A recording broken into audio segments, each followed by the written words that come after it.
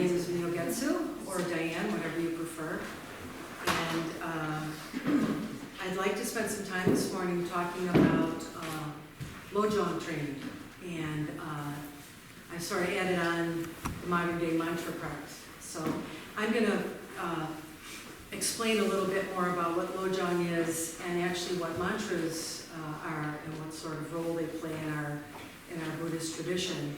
But first, I want to tell you a little story. I was listening to a podcast by Norman Fisher, who was a Zen priest out in California, out in San Francisco.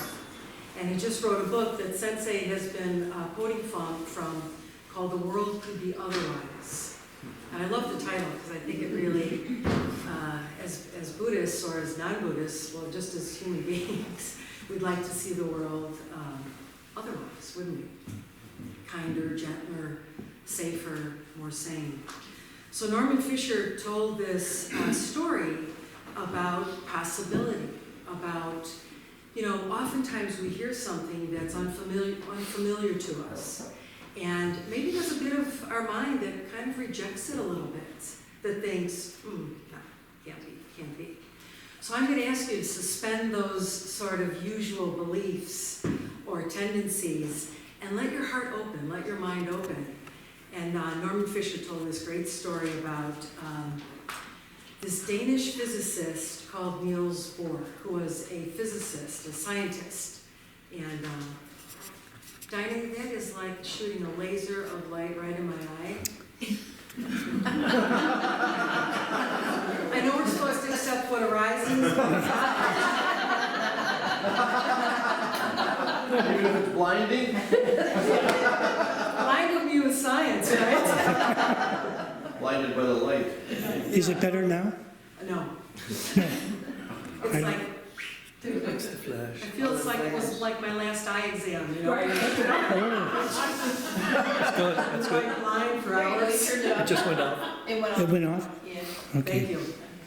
So, Norman Fisher told a story about Niels Bohr, this, a scientist, like a very preeminent physicist. And he nailed a horseshoe, which often symbolizes good luck, on his house. And he had a visitor come over, and he saw the horseshoe, and he said to Niels Bohr, "You're a rational scientist. What are you doing with a horseshoe on your house for good luck?" And he said, "Surely you can't believe in luck." And Niels Bohr said, "No, I don't." He said, "I'm rational, I'm a scientist, I don't believe in luck." And so his guest said, "But why the horseshoe? Why leave it?" He said, "Well, someone once told me that whether you believe it or not, it works."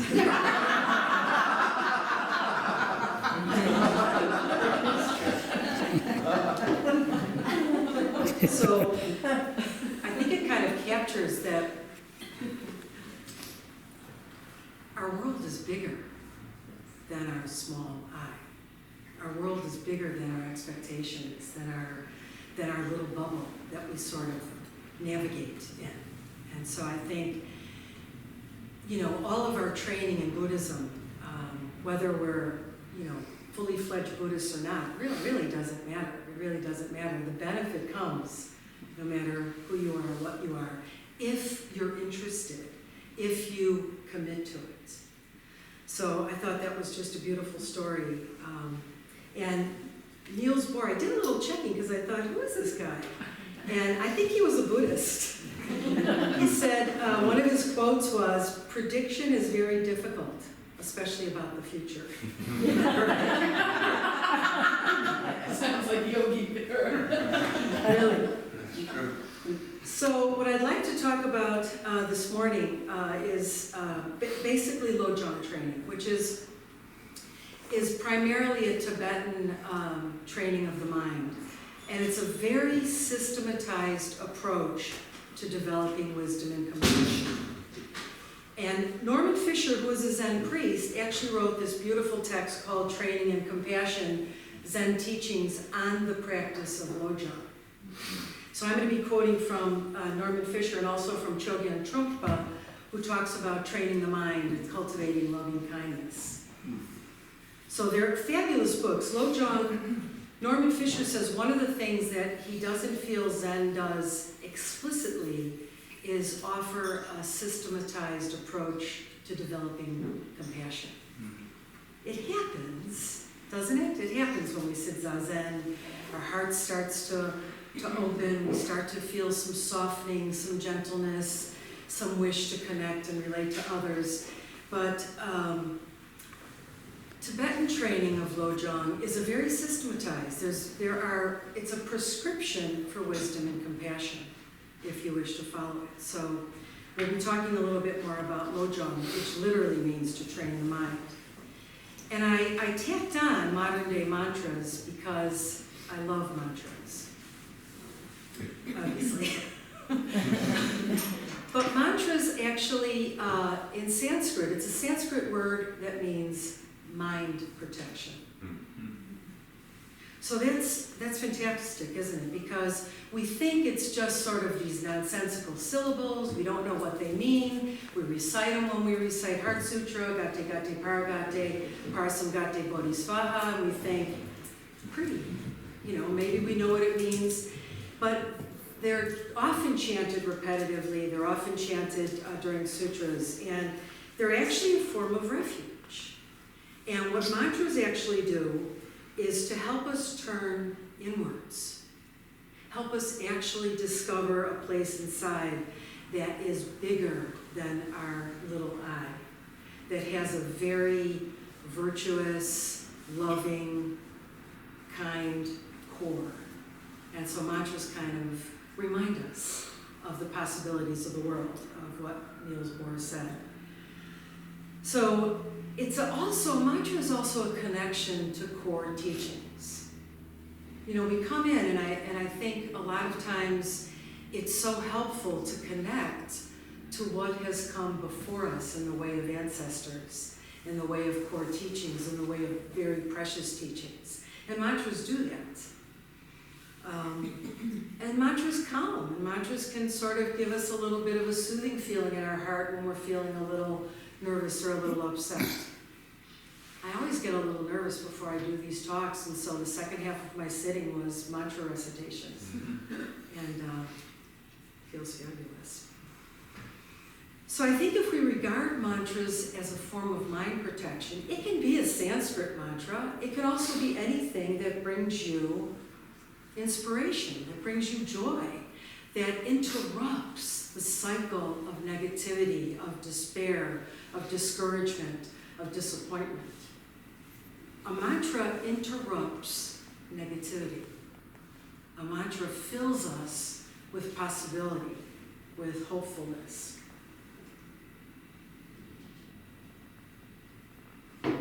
So, if you've ever participated in the Heart Sutra liturgy here at the center, and you chant the Great Mother Prajnaparamita's mantra, Gate Gate Paragate Parasamgate Bodhisvaha, there's a little advertisement in Heart Sutra for the sacred nature of mantras, right? It's a great mantra. It's a vivid mantra. It's the best mantra. It's an unsurpassable mantra. So it's sort of like helping us connect to the fact that there is something we can use, whether it comes from the Buddhist tradition, whether it's a saying we have, a prayer we have, a quote that we like to rely upon. Those are mantras. Those are modern day mantras because they're meant to interrupt our habitual tendencies to contract, to feel discouraged, to feel negative. So does that make sense? Modern day mantras? We can all pick one or use one. And even if you don't, for the longest time I said mantras and I even said a couple wrong. And then finally when I was corrected, I thought, did I just erase all the benefit that I thought I was getting for the past year? Of course not. It's all about intention from the heart. So, what are Lojong teachings? They're actually a group of 7 points. it's this great body of teachings that have been condensed to 7 points. And under the 7 points, there are 59 concise slogans. And they're in English. I mean, how kind is that? Somebody translated them to English. Yes. We don't even have to worry about learning Sanskrit or Pali or whatever. They're in English. So these 59 slogans are contained within the 7 points. And we're going to go through, hopefully we'll have time.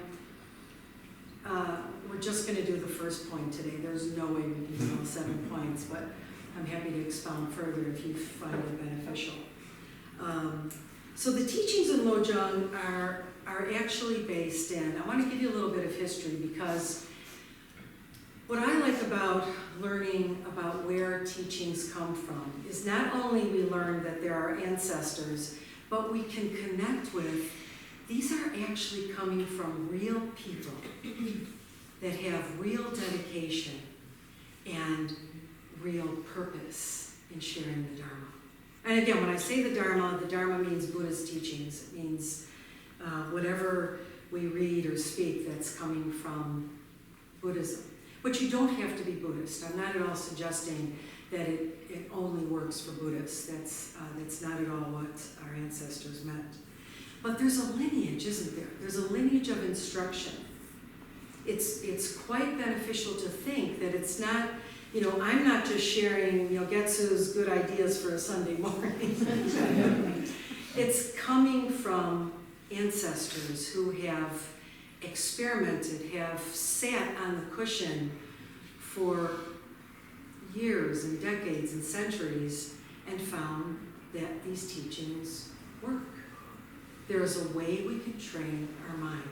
There is a way we can go beyond our very small, self-centered self to something that's quite extraordinary in terms of our capacity to love, our capacity to feel for others, our capacity to join others in a very genuine way. So what these slogans do, it's actually one of the slogans, training the reversal, which actually means we're trying to train in all of the negative habits that permeate our lives. So you can think of what that is. All of the things that we do, that we think, that we say, or that we engage in as a physical action that are unskillful or that are negative. Lojong training is trying to reverse the course. So through this training, we are actually trying to develop the opposite, a reversal to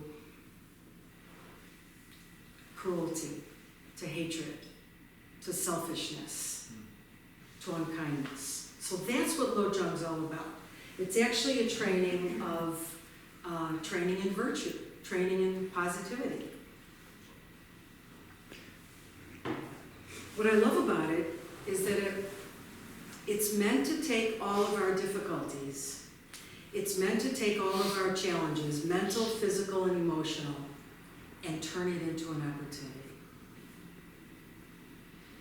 And I think, oh good, we have a lot of material to work with. We don't have to go searching for it, right? We don't have to think, gee, what bothered me today? Or what did I run into that was kind of, hard to deal with yesterday? We have a lot of raw material. And Lojong is about taking that material and saying, you can turn this into an opportunity for happiness, for joy, for reducing your self-centeredness. Because isn't our greatest difficulty, we're so self-centered. And I'm not being demeaning, because I feel it all the time, and I think, oof, little selfish, little contracted in. Buddhism says, and actually it's one of the other slogans, drive all blames into one. So too often we're like, all of this is giving me a problem. And Lojong is saying, but really, where is that problem coming from? Our attitude towards it. our opinion, our judgments, our self-centeredness. So I want to read something from Norman Fisher in the introduction. If you haven't read Norman Fisher before, oh please do. It's amazing. So this is sort of his pitch for Lojong, and he does it under the sort of the guise of, well, not under the guise, he sort of does it from a Zen perspective, but he stays true to the 59 slogans, which I think is really amazing. So here's what he starts out with in the introduction. Times are tough. You could contemplate that all day, right? We live fast-paced lives with considerable political, economic, and ecological upheaval. And the resultant dread, fear, and stress make life difficult for almost everyone. I love this because it's our common ground. This is what unites us as human beings. No matter gender, race, religion, whatever corner of the world we inhabit, we know this as human beings. We agree with this, that things are really difficult and it creates a lot of unhappiness for us. And we'd rather not experience that unhappiness.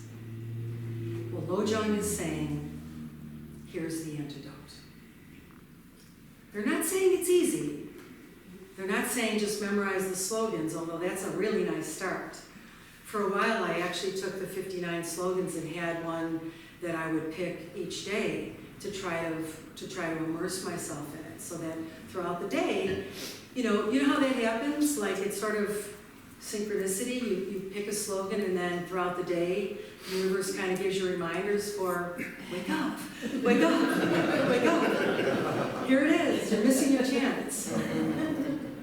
So Norman Fisher goes on to say, compassion and connection not only feel good and right, they also turn difficulties into opportunities. So again, we can agree on that. When we have compassionate intention, when we feel kindly disposed towards others, when we feel truly connected towards others, it feels good. We usually get a smile on our face or a warm feeling in our heart. So Lojong offers the capacity for us to grow into that, not just on a sort of coincidental basis or when things are going well and we feel we can be a little kind or generous, but all the time. Lojong is about practicing this all the time, spontaneously, organically. And then finally, and this is what I think is amazing, Norman Fisher says, compassion and resilience are not, as we might imagine, rarefied human qualities available only to the saintly. Nor are they coincidental experiences that arise in us only in extraordinary circumstances. In fact, these essential and universally prized qualities can be solidly cultivated by anyone taking the time to do it. So I think that's the place that kind of grounds us, because we think, oh, it's so hard. Or, I'm not a Zen priest. I don't even want to be a Zen priest. You can have those minds where you think, how can I do it? I can't do it. It's too much. It's going to take too much time out of my day. And Lojong training is simply saying, all you have to do is want it. All you have to do is try it. They're not rarefied human qualities. They're available to all of us. If we think that compassion and sincere relationship with others are helpful to us, make us happy, then we can rely on a body of knowledge or techniques. Wisdom, it's truly relying on wisdom arising from emptiness, quite honestly. They're available to us at whatever level we understand. So the traditional texts These are texts that have been translated for us by very kind teachers, because quite honestly, we wouldn't at all be able to sit down with the original texts. Sometimes I love to see in some of the historical reading when people talk about just how long the texts are, like how many volumes, like it would fill rooms, and it's in Sanskrit, and unless you can teach yourself that language, you don't have access to it. So that's where the kindness of others comes in, because they translate it in these books that, you know, you could take it to work and read it on the train, right? It's available. So the trainings, the Lojong trainings themselves, actually came from an Indian Buddhist teacher called Atisha. And he wrote this training called The Root Text of Training the Mind in 7 Points. And at first, the teachings were secret. They were only transmitted to close disciples that showed aptitude and dedication. So I think, oh gosh, I would have been out of that circle. But then as Atisha was sharing the instructions, and Geshe Langri Tangpa started to write them down, because traditionally teachings were given orally, from master to student, and student would master it, become the master, and then they were transmitted to their students. So nothing was written down. It was all, it was a oral lineage of transmission, if you will. So Geshe Langri Tangpa started to write them down so that they were available, and they really started to become widely available when another Buddhist teacher, Geshe Chekawa, decided to make it available. But here's how it happened, and here's why we can thank Chogyam Trungpa, Norman Fisher, all those who wrote on Lojong, benefited from Geshe Chekawa's experience. Geshe Chekawa in Tibet would often go and work with the leper colonies, and he would teach them Lojong. He would teach them the training of the slogans of the mind, and would find that they were getting better. They were getting calmer, more peaceful. But the real piece to this teaching is Geshe Chekawa's brother would accompany him. And Geshe Chekawa's brother had absolutely no interest in Dharma. He was kind of like this scruffy, unruly guy, as the saying goes. And Geshe Chekawa, of course, would let him tag along. But he had no interest in the Dharma. Didn't want to study. But just through the power of hearing the teachings, people would comment to Geshe Chekawa, hey, your brother's changing. He's kind of a little nicer. And so Geshe Chekawa thought, if you can benefit, these teachings need to be made public. So that's exactly what started to happen. They were written down. He decided no more secret teachings and started to make them available to whoever wished to have them. So all of you made a wish to receive these teachings, whether you knew it or not, to come in today to do that. So that's quite auspicious, quite honestly. So the Lojong text, I want to read something from Chogyam Trungpa, because he's amazing. He talks a little bit about the root text of the 7 Points of Training the Mind. And he says, it's a list of 59 slogans which form a pithy summary of instruction on the view and practical application of Mahayana Buddhism. So as Zen students, we are Mahayana students, meaning we're working for the enlightenment of all, not just for ourselves. But Chogyam Trungpa is saying Lojong training is actually a practical way to put your Mahayana wish and intention into practice. Because sometimes we think, well, we just chanted the 4 Bodhisattva vows. Creations are numberless, I vow to free them. How? How are you going to do that? Right? Lojong is saying, I've got a couple ideas. If you want to take this home and you want to really stretch your mind, open your heart, here's a way to do that. So Trungpa says, the study and practice of these slogans is a very practical and earthy way of reversing our ego clinging and cultivating tenderness and compassion. So one of the ways we can be convinced of this is to look at all the ways in your life, in your daily life, where you're clinging to your ego, meaning your judgments, your attitudes, your self-importance, gets you nowhere or gets you into trouble. How many conflicts does it cause? What does it raise in your heart towards others? So Trungpa is saying this is very practical and earthy to reverse our habitual nature, which is me first, others second. Now, as good Buddhists, we never say that out loud, right? But how do we still adhere to that? Me first, others second. So to reverse this totally, where it's not something that we have to kind of mechanically say, it's something that we actually do naturally, is part of the result of training the mind.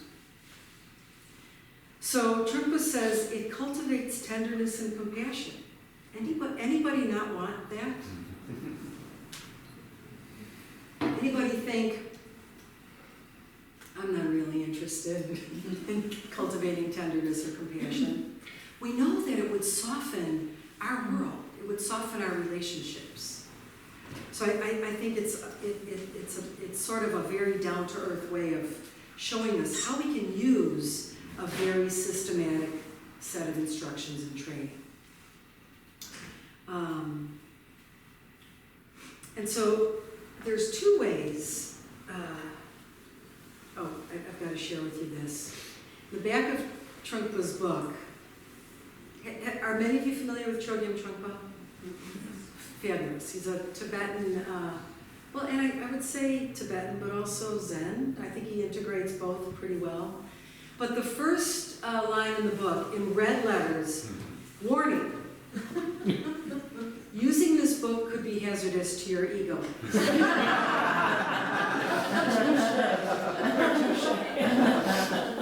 When I read that, I thought, oh, this is great. I need a warning sign. Warning. This could be hazardous to your ego, right? Isn't he the, like Pema Chodron always refers to him? Yeah. I think He was her teacher. her teacher, that's what I Correct. thought. Yeah. She does a lot with the slogans too, and you can actually get some of those in a lot of her books as well. So, can we really do this? That's the first question we should ask ourselves. As Dharma students, as meditators, as people that are interested in mindfulness, as Zen practitioners, can I do this? Is this possible? Because that's what grows our intention. If we don't think it's possible, then we stay at a very superficial level, and we're only interested in just kind of getting a feel-good experience for an hour or so, and then we just go back to our normal routine. So if we delve deeper into, is this possible? Can I really do this? We might spend a little bit more time with the teachings, on the cushion and off. The beauty is it's both on and off the cushion. So one of the ways Trungpa and Norman Fisher take us through, can we really do this, is to try to cultivate an understanding of what mind is. So if I were to say to you, where's your mind? What would you say? Where's your mind? Can you point to it? Don't a lot of people go, but that's brain. We can't photograph mind, can we? If you went in for an MRI of your brain, we could see your brain. But could you say to your doctor after you had an MRI or a CAT scan, could you show me my mind? They wouldn't be able to do that, right? Because mind is this vast, spacious awareness, embodied awareness, if you will. So it's not just our intellect. Mind embodies everything. Sensation, conception, discrimination, sound familiar? Body. So can we change? Well, of course. Of course we can. So if we think of mind as fluid, as transitory, as changeable, which it is, right? As impermanent, then of course we can change it. It's at our disposal if we're interested. But we do have to contemplate a little bit. All right, I'm going to be going back and forth a little bit because I think there's such wisdom in these texts that I'd like to rely on actual wisdom. So Norman Fisher says this is to get us sort of thinking about our mind. For most of us, our default, untrained mind isn't very inspired. It's true. It's true, right? We're easily discouraged, distracted, offended, or hurt. When things don't go well, when life presents us with greater grave challenges, we are more likely to wilt and whine than rise to the occasion. Who does that describe? I'll be revealing. Our horizons are severely limited.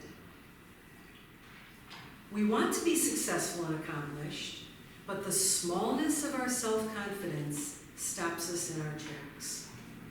Or maybe we are accomplished, but it's not enough to justify our inner need. We haven't touched the great possibilities.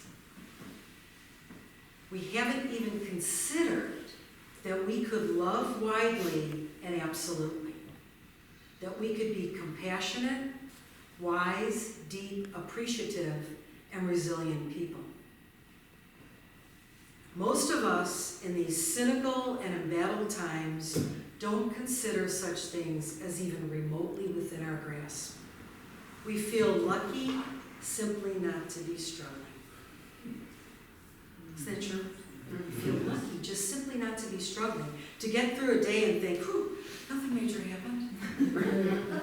But so what Lojong and what our teachers before us are saying is, it's so much more than that. It's not just getting through the day, plopping into bed and thinking, and I gotta get up and do it all again tomorrow.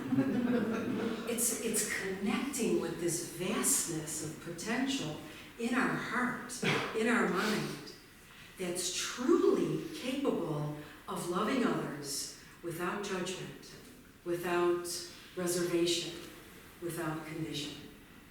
Without ego. Without ego. Yes. Right, absolutely, absolutely. So, Norman Fisher says the good news is spiritual training, whatever your spiritual path is, opens us to these possibilities. And we begin to see, don't we, when we sit zazen or we come into the center and sit sesshin, we start to notice some of the habitual tendencies of our mind and our heart, don't we? We bump into those places that don't feel so good, that feel uncomfortable, that remind us of our unskillful ways. But we don't have to stop there. We can acknowledge and recognize there are so many different paths out. We have a way out. We're not stuck. We only think we are.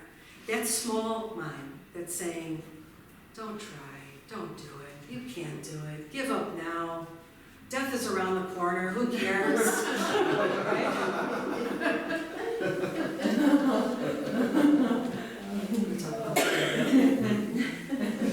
Buddhism always likes to sober us up.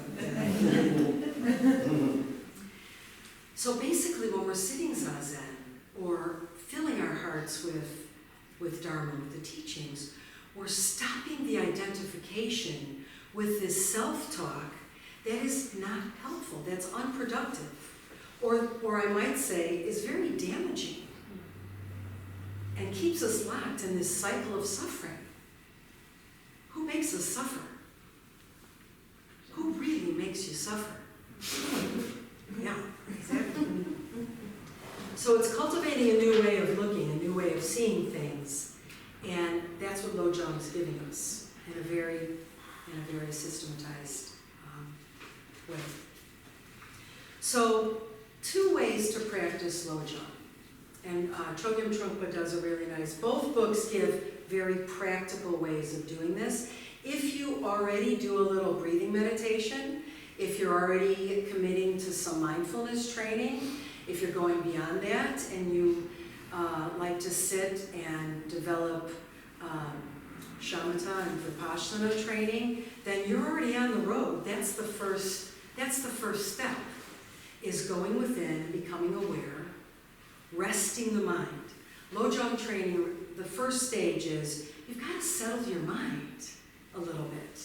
You've got to be able to stop the busyness for just a short amount of time to settle. So the way we do it in meditation is through the practice of Tonglen, or taking and giving, sending and receiving. It's a training that we do that's actually connected with the breath, that we're working with the breath, basically, to go towards pain and suffering and bring it into our heart, our self-cherishing heart. That's the key.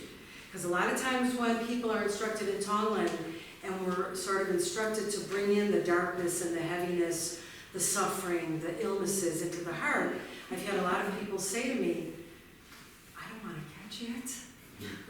I don't want to develop more darkness. I'm already struggling. But that's not the instruction. The instruction is we're working with our self-centeredness in a way that's very practical. We're trying to damage our self-centeredness and our self-cherishing. So Tonglen is a way of doing it by attaching to the breath. And Trungpa says the first stage is we just learn to settle our body and mind. So maybe we decide, okay, I'm going to try that for a week.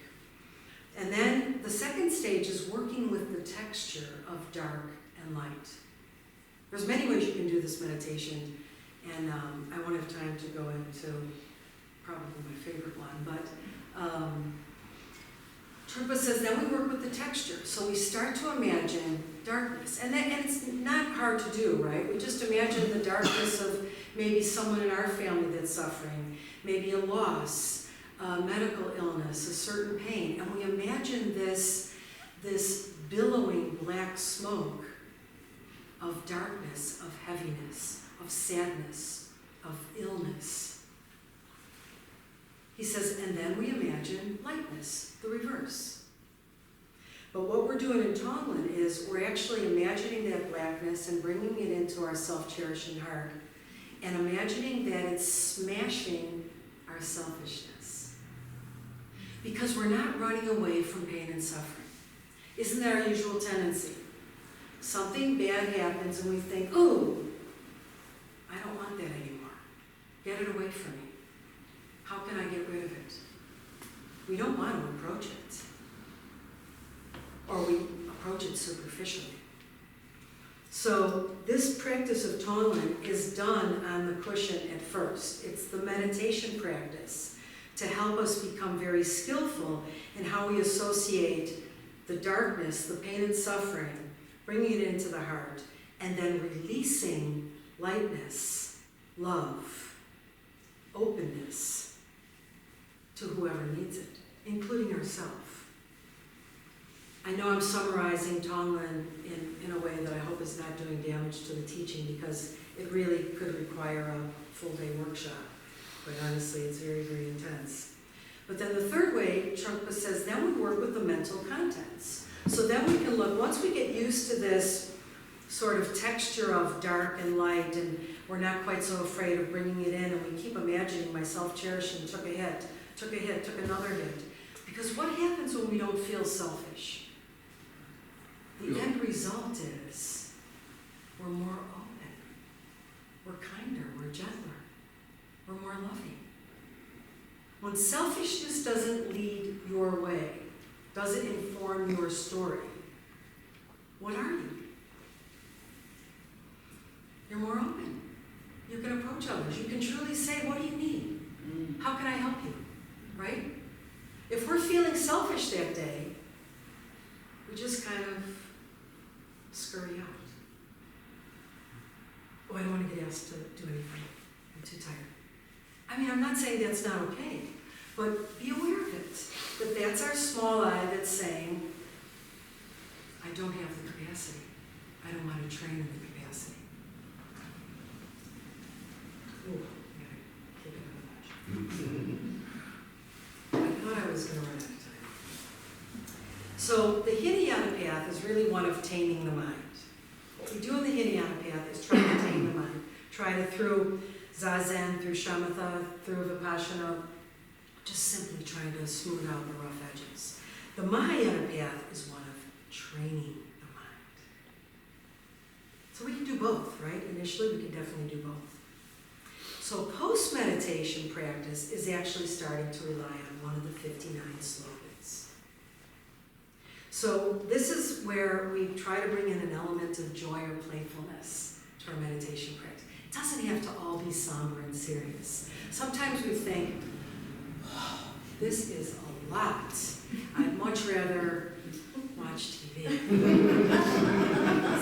So it does not have to be heavy and laced with such seriousness. We can have fun with it too. We can think of the slogans and think of the ways that we fall short and get up and try it again. I mean, when you're a kid learning to ride a bike, the first time you fell off, you didn't go, oh, I'm done. What's my other form of transportation? It's not getting on a bike. That hurts. Right? So same thing with slogan training. We just simply try it. We have a little joyfulness and a little playfulness, and we start to turn towards the difficulty. So in about the next 8 minutes, I'm going to give you the first point and the slogan. Forgive me.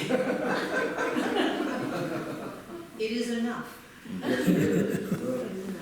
You are beautiful. Thank you. You can always request other teachings, right? Make requests for teachings. Sensei and Roshi can offer a lot in this regard as well. So the first point in training the mind, remember the root text of training the mind in 7 points. And then the 59 slogans are kind of subsumed under them. The first point is called train in the preliminaries. That's our foundation, isn't it? The preliminaries are our foundation. The preliminaries, Zazen, Sesshin. The preliminaries, mindfulness, is learning to rest and settle the mind. We're going beyond just the following distraction. We're just trying to learn how to settle the mind. And then the teachers say, as we do that, we will naturally start to cultivate what they call 4 key reminders. And these 4 reminders are simply meant to help us light a fire under our butts. If we're interested, it's your choice. It's really your choice. But if you're interested, and if you feel like, gee, I wish I could sit more. Gee, I wish I could practice more. Gee, I wish I could get to the center more. Gee, I wish I could spend a little more time in the morning. If you've ever said these things to yourself, these 4 reminders are like the catalyst. They're like the Dharma rocket fuel to get us motivated. So they're motivators. So the first reminder is we try to think about the preciousness of this human life. The rarity and the preciousness of this human life. I was going to read this excerpt, but I won't now for the sake of time. Norman Fisher talked about, sometimes we get very complacent thinking, I'm the center of the universe. Oops, I'm not. But we forget that as a human being, there are a lot of living beings in the world. Animals, there's microscopic organisms, aren't there? I mean, think of all the living beings and creatures besides human that you might become aware of. So being a human being with the kind of freedom that we have, we're very free, aren't we?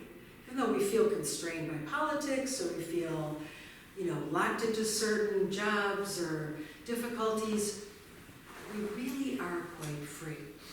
And so Buddha gave this beautiful story about the blind turtle to try to help us remember how rare and precious our life is. And he said, if you can imagine a vast, vast, vast ocean, And that's the ocean of samsara, what we're living in. And on this ocean is a golden yoke.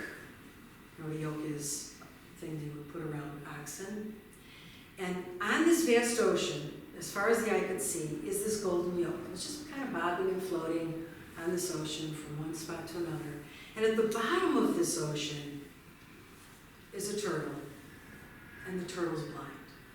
And the turtle only surfaces for air once every 100 years. Doesn't Buddhism like to really add some complexity to it? What's the chance that when it surfaces, it's going to put its head through the golden yoke? The golden yoke is the human life. We're the blind turtle. So we have put our head through the yoke. How are we going to use this life? That's the first reminder. We just kind of appreciate our life, appreciate our freedom, appreciate being human. And then the second point, the first part was pleasant. Now the next three are a little bit less pleasant. Is we contemplate the absolute uncertainty, the absolute certainty of death. And you know, mostly we think we're the exception to the universal rule that everything's going to die, right? Right. Well, not me. Well, I know I will, but I don't know when. I don't have to worry about it now. You know, I've got too many Netflix shows to binge. It'll take me before the end of it. Chogyam Trungpa says it comes suddenly and without warning, and we know this. This happens in our family circles, our friend circles, we see it on the news. So we use the reality of death as a motivator. Not to make us afraid, but simply we know, like we're in an urgent situation. You know, think of times when you're in an urgent situation, generally you follow the instructions. You know, when you go to your doctor and you have an illness and your doctor says to you, this is very serious. If you don't take this medicine, you may die. And we think, I'll take it. Give it to me. Keep refilling it. I want it. So we're trying to use this reminder to live our lives that way. What's most important to you? What's most precious? Small I, large, vast, spacious I. The third point is we look at karma. We try to remind ourselves that every action that we engage in, whether we think it, whether we speak it, or whether we do it, has a consequence. Right? We don't quite believe it because we still think, say, and do things that are unskillful. But if we contemplate this point, we recognize there are no trivial moments. There are no trivial moments in our lives. Everything we think, say, and do lands somewhere, right?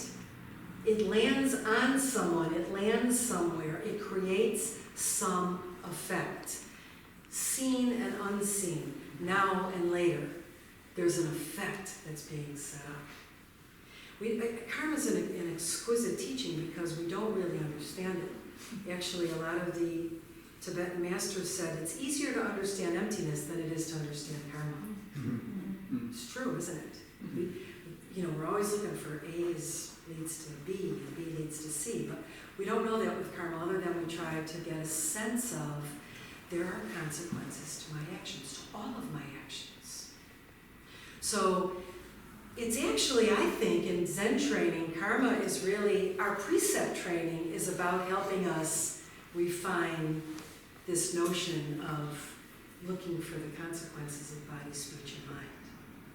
If we're really interested in living a good life, in living a moral life, in living a sane life, in following precepts, I think that assists in developing good karma, if you will, or karma that leads to pleasant circumstances. And then the fourth point is the inescapability of suffering. We don't like to hear this, do we? That suffering does not go. we get a reprieve, right? There are times when we feel like, gee, things are good, I'm not suffering. And it's precisely at that moment you stub your little toe and go, right? Something happens to remind us, like, oh, it is about suffering until we have the capacity in our body, in our mind, in our heart to go beyond it.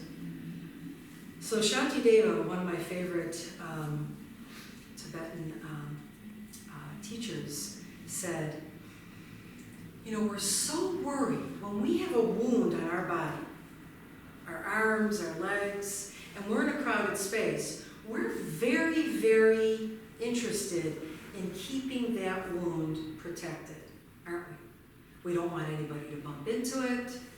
We're aware of it all the time, aren't we? When we have something that could potentially bring us more pain, we are very careful to protect it. So Shantideva said, how much more meaningful is it to protect the wound of your mind? That gaping open wound that suffers at the slightest rejection, that suffers at the slightest criticism, that folds, as Norman Fisher says, we wilt and we whine. Well, it happens pretty regularly. So Shantideva says, if we're so interested in guarding the wounds on our body and our tangible, you know, we protect our houses, we protect our cars, we have alarms all over the place, right? How much more important is it to protect the wound of our mind that then acts out in unskillful, negative ways? So the 4 reminders are really our approach to living a more sane life. We think, well, these are the sober realities of life. We don't have to be convinced that we're all going to die, that suffering is inevitable, that there are consequences to our actions, that we have a human life that's precious and rare. We can agree to that, but the more that we contemplate that and reflect upon it, it actually lights a fire. You know, right now, one of the analogies that Buddhism gives us is that, you know, we're sitting in a house that's on fire, and we're sitting in the kitchen. And we say, pour me another cup of tea. It's not that hot yet. Right? But it is. When does it get hot enough to run out, to sit on the cushion, to practice the teachings that we've been given? Because our teachers are so kind. They give us the teachings and encourage us and say, do the best you can. And that's true, do the best you can. But when we're in a community of Sangha, this is our support. You know, we can say to each other, this is hard. I feel discouraged today. I don't know. Am I doing it right? You know, this is how we can rely upon each other to really move ourselves forward and to develop this vast, spacious mind. Think of the world that we would have if everyone committed to training in Lojong, to training in wisdom and compassion, to training going beyond small I, going beyond ego, to this vast, spacious awareness that's love, that's consciousness, that's imbued with compassion for all living beings. So that's enough. I want to give a little bit of time for questions or comments or whatever people might have to say. Thank you, by the way, for coming in to listen. I'm not always comfortable giving these talks, quite honestly, but I so enjoy it because I spend so much time appreciating the depth of Dharma and appreciating what we've been given. And it makes me feel generous in a way that I'd like to share it with as many people as I can. So thank you for giving me this opportunity. So yes, that was absolutely magnificent. Thank you. I mean it. Thank you. And nobody would ever know that you didn't feel completely comfortable. Am I talking into this? Is that okay? I just, so would one go about this by, you know, the truth is, I happen to have the Norman Fisher book, and Oh, yeah. of course, I haven't utilized it. So, did you do this, can you do this by yourself? You just by yourself look at the You certainly slogans can. and you go through them and, You certainly can. You can even work with the slogans. Norman Fisher has a very practical, if you're gonna pick one book out of the two, I don't like to prefer one over the other because they're both different a little bit in their approach. But Norman Fisher has a very practical way of working with the slogans. He does teach Tonglen, but he also says you can breathe the slogans. Sit down for the first couple minutes of your meditation, pick a slogan, you can go in order, jump around, whatever you think, and just sort of reflect on it, breathe in, breathe out, just get familiar with it. Which is why I wrote them out at one point in time, many, many years ago. I wrote them out and I would have them, I put them on my calendar, I put them on my desk so that I could see it and so that I could have a connection to it. But yeah, he gives, just do it yourself. you certainly can, Do it yourself. very doable. Thank Yes, you. Susan and Robin? Yeah, I would be curious what you, Myogetsu, have to say about, I don't remember the number, but the slogan that was most perplexing to me, and they're all perplexing, is abandon hope. Yeah, yeah. Well, abandon hope, you know, because wasn't there a slogan some time ago, abandon hope, all ye who enter here, or something like that? Yes. I think it was in the 60s, maybe, I don't know. But abandon hope is not about, you know, give in to despair. Abandon hope is about minimizing your expectation. Yes. So instead of cultivating attachment, and something's going to actually happen, because that can be a tricky, slippery slope as well. We think, oh, I'm going to practice this because it's going to lead to this. Then when it doesn't, it sort of confirms, well, see, the teachings didn't really work. Or, I can't do it. So abandon hope is just trying to cultivate the spaciousness of mind to believe that there is a lineage of instruction. There are ancestors and teachers that wrote this down because it worked. We just have to get out of our own way. So the abandoned hope, and Susan brings up a good point, a lot of them read like a koan, you think. And you can work with them that way as well. There's so many ways you can work with the slogans. It's really, it's incredible. Robin? Thank you, Peter.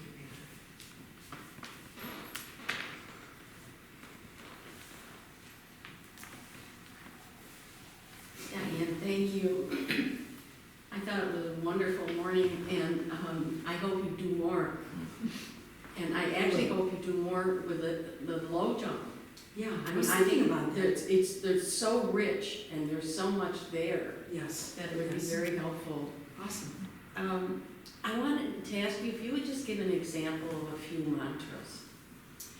Well, usually the mantras are the syllables that are associated with particular Buddhist deities. So Avalokiteshvara or Kuan Yin, that's up on our altar, the mantra that's typically associated with Avalokiteshvara, and I don't find that Zen uses as many mantras as Tibetan Buddhism does, but Tibetan Buddhism has a mantra for each Buddhist deity.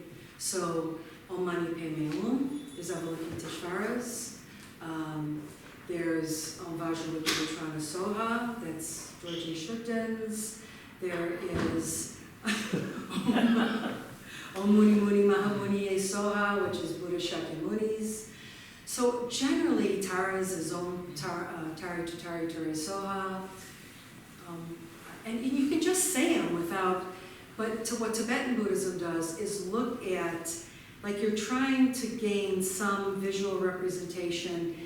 You're basically just trying to open your heart to something that is so far beyond our little capacity. So those are, they're in Sanskrit usually, and they're syllables or Sanskrit letters, but it's usually associated with the deity. Is the Gate Gate one? That's a mantra, yes. Gate Gate Paragate Parasamgate Bodhisvaha, which is the Great Mother Prajnaparamita mantra. And I challenge you, like, if you, like, learn and memorize it. You don't have to know what it means necessarily, but it's a beautiful mantra to help us sort of go beyond this, small self. Say it every day. Start your day with it. End your day with it. Experiment. This is where joy and playfulness comes in. We don't have to feel like, now when should I say the mantra? Do I only say it in the morning? Should I brush my teeth first? Should I have coffee second? Just play with it. Pick a mantra, pick that mantra since we recite it here, and when we recite Heart Sutra, and say it in the car. You're in a traffic jam. Start saying the mantra. You'll also notice some people associate it with a mala, so that you can kind of focus body and mind on a mantra. That's a very beautiful way to learn mantras as well. But play with it. Have some fun with it, really. Yes, Patrick?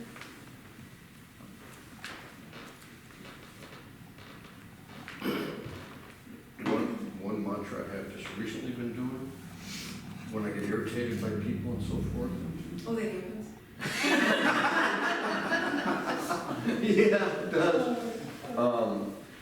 Then I think June told me this once.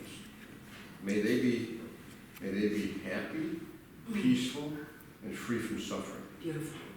And when I say that, it starts to transform, Right. Right. into like, compassion for all sentient beings. And I don't know this person, Absolutely. but it opens the heart that way. Yes. And then I can do it to myself too. Absolutely. When I'm sort of like, something about Right. myself. May I be happy, peaceful, free of suffering. Yes. Um, That's a beautiful point, Mark. Thank you for saying that, because there are ways that we can also say it in English. Thich Nhat Hanh is masterful as far as the different metta or loving kindness practices. So if saying the mantra in Sanskrit feels a little less familiar or foreign, then find one that works. You can pick up a book that you like, that you've read. It can also be a poem. It can be anything, because remember, the idea is we're trying to reverse ego clinging. So whatever helps us let go and open is a beautiful practice. The other thing that I sort of repeat is about compassion. May I be with myself, with compassion, being with, Sure. and then also may I be with others. And I don't know which is cart before the horse or how, because a lot of them, like Dalai Lama and others, will say, have compassion to yourself. Then you can have compassion to others. Right. So, and others will say, you have compassion to others and you have compassion to yourself. That's all. It's all the same. It's all the same. Two sides of the same coin. Right? Yeah, that's right, Whatever, that's right. whatever works. Whatever works, yeah. So we're out of time. Any last minute questions? Jamie? Question. Thank you. It was lovely. You had talked about the dark cloud, and I wasn't sure when you talked about the dark cloud, the purpose of it when I take it in is to then hammer out some ego. So is that when it's spoken about transforming? So what you're saying is don't try and make the dark cloud not what it is and turn it into something else, but transform the purpose of the dark cloud and redirect it. Precisely. Yes. Yes. We're bringing it in. Tonglen is, we can maybe have a teaching on this at a later point. I know Mark Galula loves Tonglen practice as well, and it's a beautiful practice, and we can actually practice it here, because there's many ways of doing taking and giving or sending and receiving Tonglen practice. But the idea is that we sort of acknowledge that there is darkness, there is loss, there is suffering. And instead of going like this, I don't want to see it, we say, selfishness needs to be reduced. I do need to see it. So the idea is bringing it into the heart. It's the self-cherishing heart that we're trying to diminish, so that what's left, it's as if you're removing the shadow over the goodness of your heart. Oftentimes people describe our Buddha nature as this beautiful gem that's buried under a pile of shit. Right? It's there, and we think, I'm not digging through that. But we have to get to it. It's there. It's there. And so that's what we're willing to sit with the, excuse my language, the ship. Good question. All right, well, thank you all very, very much for being here. Thank you.